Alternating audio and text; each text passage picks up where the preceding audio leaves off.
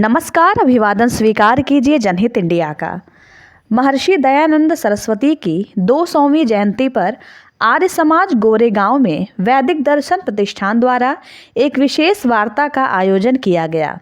वार्ता की सूत्रधार श्रीमती भारती श्रीवास्तव थी। संस्था के संस्थापक अध्यक्ष आचार्य प्रभा रंजन पाठक ने बताया कि महर्षि दयानंद सरस्वती का व्यक्तित्व अद्भुत था। वे शीर्ष महापुरुषों में एवरेस्ट के समान थे।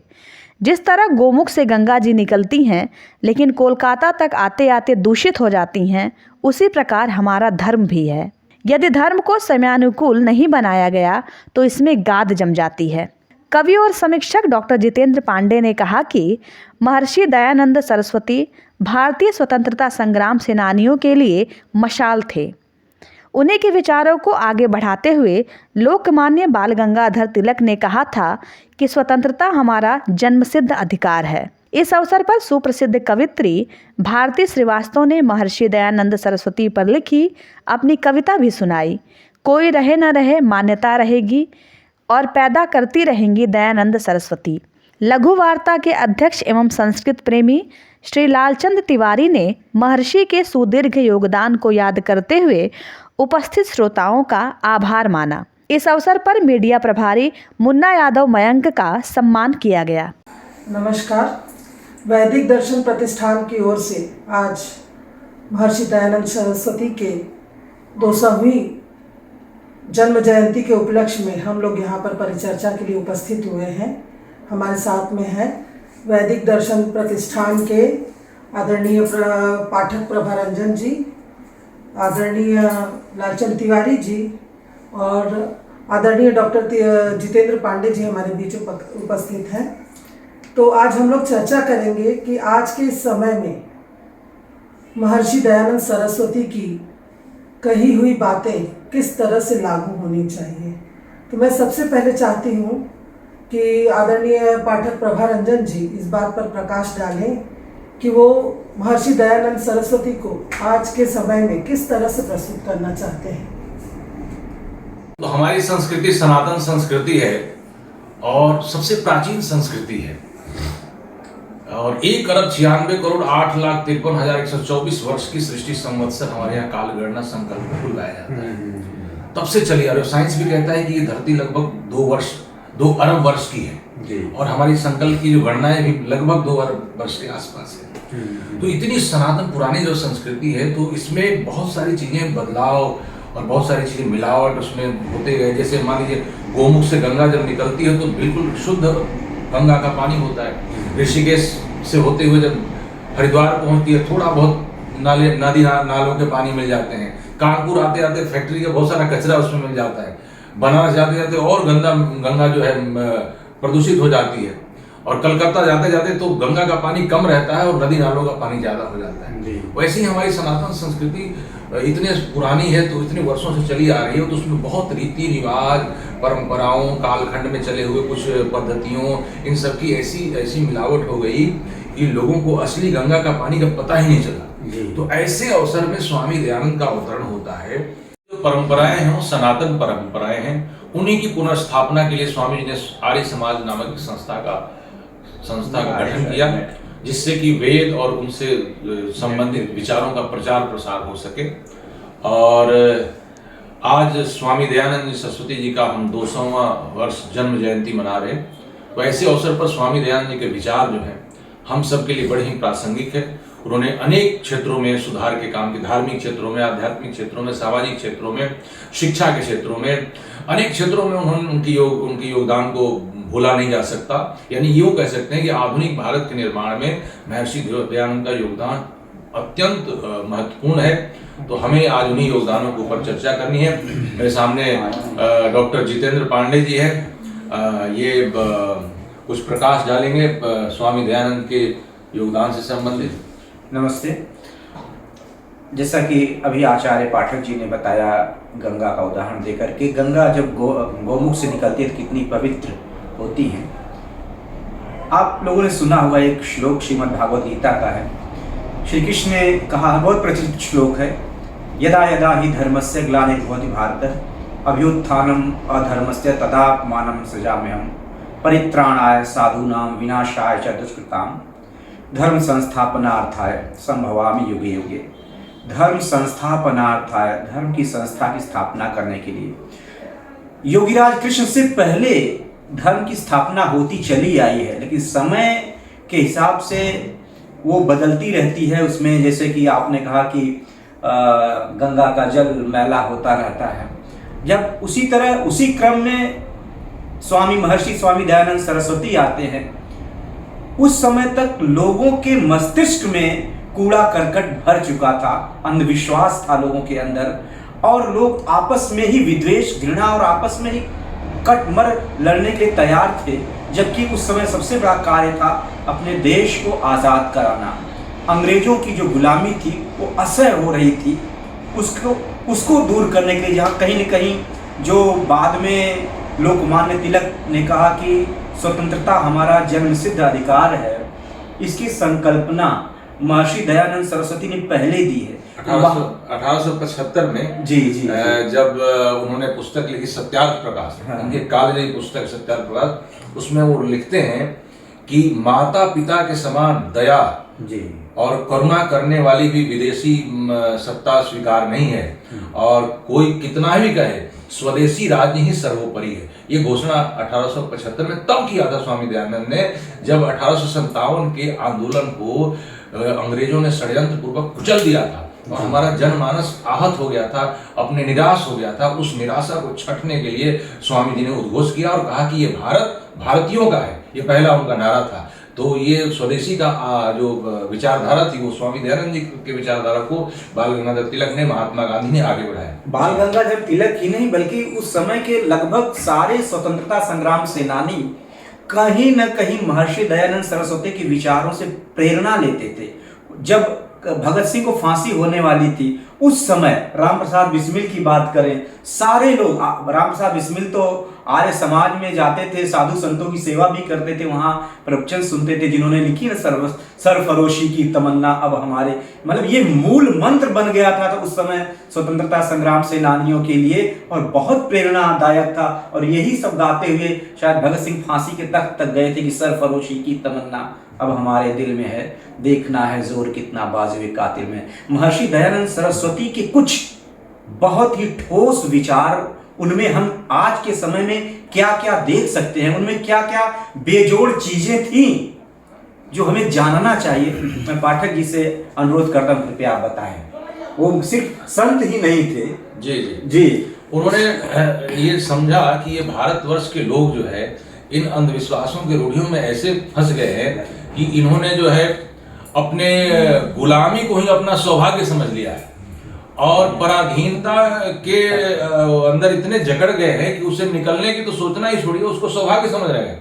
तो उन्होंने सबसे पहले जगाया भाग्यवाद पे। हम भाग्यवाद पे इतने हमारे लोग भाग्यवादी हो गए थे कि कुछ करना नहीं है, भगवान कर देंगे, हमें करने की क्या जरूरत है। तो ये जो भाग्यवाद के विपरीत उन्होंने कर्मवाद की स्थापना की। तो स्वामी दयानंद जी के अनेकों योगदान में सबसे पहले ऐसे आचार्य हुए जिन्होंने इन सनातन धर्मियों को आक्रामक बनाया, क्योंकि जितने आचार्य हुए वो अन्य लोगों के खिलाफ कोई बोलने को तैयार नहीं था। जब सनातन धर्म की बात आती है तो सनातन धर्म में क्या नयापन है, हम क्यों सनातन को इतना महत्व देते हैं, और आजकल भी आप सनातन सुन ही रहे हैं, उसमें क्या कुछ खास बात है, आप बताएंगे? सनातन का तात्पर्य ही ये है कि जो पुरातन है जी, सबसे पुरातन है, लेकिन फिर भी नूतन है, इसलिए वो सनातन है। तो यह हमारे वेदों की संस्कृति से, आज देखिए सूरज पुरातन है लेकिन रोज नया है, रोज नया है, इसलिए वो सनातन है। तो जैसे भगवान ने सूरज बनाया, चंद्रमा बनाया, वैसे वेदों का प्रकाश दिया, तो उसके विचार हमेशा सनातन विचार है। तो उसी परंपरा के हम सब संवाहक हैं। तो उस समय स्वामी दयानंद के कालखंड में जो कोई अपने बाहर के जो संस्कृतियों का जो आक्रमण हुआ और जो हमारे लोगों को अपने विचारों से प्रभावित करने लगे, तो स्वामी दयानंद जैसे पहले व्यक्ति हुए जिन्होंने उनका पुरजोर उनका विरोध किया, और केवल अपने घर के कुरीतियों का ही खंडन नहीं किया, चाहे कुरान ले लीजिए, चाहे बाइबल। मैं तो कहता हूँ ऐसा व्यक्ति संसार में, अंग्रेजों के राज्य में, कल्पना कीजिए अंग्रेजों का शासन था और एक अंग्रेज कहता है स्वामी जी हमारे राज्य में आपका प्रचार कार्य ठीक से चल रहा है ना, अपनी स्तुति करवाना चाह रहा था वो बोले हमारे प्रचार कार्य ठीक से चल रहा है ना, तो स्वामी जी ने कहा हाँ कोई आपके राज्य में हमें कोई दिक्कत नहीं, मैं प्रचार कार्य सही ढंग से कर रहा हूँ। तो उन्होंने कहा कि जब सही ढंग से कर रहे हैं तो आप प्रार्थना करते हैं तो उसमें कह दिया कीजिए कि अंग्रेजों का हम लोगों का राज्य बना रहे। हाँ तो बोले कि मैं तो रोज प्रार्थना करता हूँ कि अंग्रेजों का राज यहाँ से कब जाए। तो इतना साहस, इतना साहस था। उन्होंने महर्षि दयानंद सरस्वती पर कल 200 वर्ष उनके जन्म शुभ हो गया है। उस पर वैदिक प्रतिष्ठान की तरफ से ये आयोजन रखा गया, जिसमें हम लोग सारे एकत्र हुए। इसमें डॉक्टर जितेंद्र पांडे जी और भारती श्रीवास्तव जी प्रिंसिपल और आचार्य हमारे प्रतिष्ठान के आचार्य पाठक जी, सभी ने अपने अपने विचार और ज्ञान जो महर्षि दयानंद को लेकर के, जो वैदिक धर्म और सनातन धर्म को लेकर के जिस तरह से आप लोगों ने हमारे विद्वानों ने जो उसकी परिभाषा और उनकी जो कार्य कुशलता बताई है, वो उसको सुन करके ऐसा लगा कि आज हम सनातन धर्म आज फिर से उस पर जोर चल रही है, उसकी बातें चल रही है, तो हम उसके लिए अपरिचित नहीं है इस शब्द के लिए। ये इसको 200 साल पहले से ही बहुत सारे क्रांतिकारियों ने भी अपनाया, समाज ने भी अपनाया, और जैसे कि अंग्रेजों भी इसका जो है उनके सामने रख करके जो उन्होंने अपने साहस को दिखाया, तो हमारे लिए ये इसमें बहुत माने साहस और उदाहरण बहुत सही उदाहरण है हमारे लिए। तो ये सब जो हमको आज यहाँ जानकारी और जो नया ज्ञान प्राप्त हुआ, इसके लिए हम आपको बहुत बहुत धन्यवाद देते हैं, और पांडे जी और आचार्य पाठक जी को। और मैं ये निवेदन करूँगा कि हमारे उसके बीच में महर्षि दयानंद को लेकर के कविता की रचना की गई है, उसको भारती जी अपने मुख से स्वागत। कोई रहे न रहे, कोई रहे न रहे, मान्यताएं रहेंगी और पैदा करती रहेंगी दयानंद सरस्वती, जो करेंगे दमन रूढ़ियों का, लोकाचार से दूर जो दे रहे होंगे मान्यता एक नई सभ्यता को, जो देंगे संदेश वेदों की ओर लौटने का। कर्म सिद्धांत ब्रह्मचर्य को बढ़ाने निकल पड़ेंगे लंबी यात्राओं पर, अविद्या को मिटाकर ज्ञान का अलख जगाने, पोंगा पंथियों के पाखंड का खंडन कर जो स्थापित करेंगे नैतिक पुनरुत्थान के रहस्य।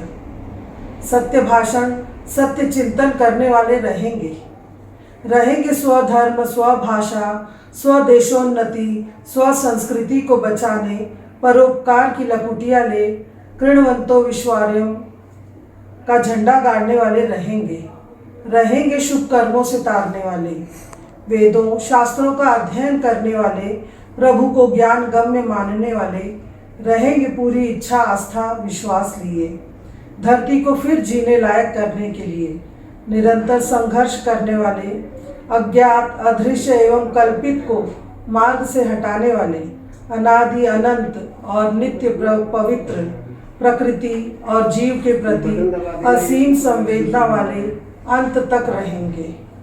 धन्यवाद। कल महर्षि दयानंद सरस्वती की 200वीं वर्षगांठ है। आचार्य प्रभारंजन जी आप ये बताइए कि ऐसे में देशवासी कल के जो जयंती मना रहा है, पूरी दुनिया 200वीं वर्षगांठ मना रही है, तो आप पूरे भारतवासियों को क्या कहना चाहेंगे इसके लिए? भारतवासियों के लिए यही संदेश है कि महर्षि जी ने विपरीत परिस्थिति में आधुनिक भारत के निर्माण के लिए अपना सर्वस्व न्यौछावर किया है, तो उनके विचार अत्यंत कीमती है। उन विचारों को आगे बढ़ाना हम सब नई पीढ़ी का दायित्व है।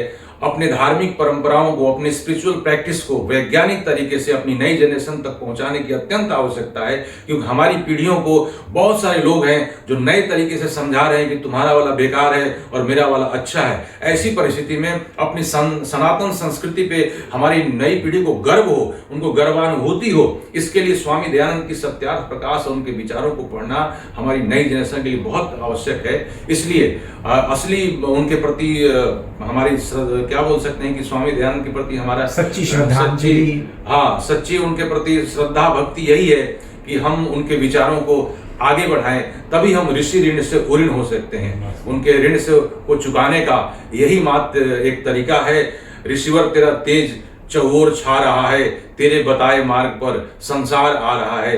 तो बहुत सारी चीजें तो लागू हो गई, विधवा विवाह है, छोटे बच्चियों को पढ़ने का जो है शिक्षण का जो कार्य है, और तमाम चीजें हैं जो सरकार ने अपनी व्यवस्था में ले रखी है। लेकिन फिर भी अभी बहुत सारी रूढ़ियां और परंपराएं, अंधविश्वास ऐसे हैं जिनके लिए हमें बहुत मजबूती से लड़ना है, और तभी हम ऋषि दयानंद को अपनी योगदान समर्पित कर सकेंगे और ऋषि ऋण से उऋण हो सकेंगे। धन्यवाद। जनहित इंडिया की तरफ से आपको बहुत बहुत धन्यवाद। संस्थान के इस परिसर में आप सबका स्वागत है। और आज मैडम श्रीमती भारती श्रीवास्तव जी, आप को प्रिंसिपल पद पे पदोन्नति हुई है जी।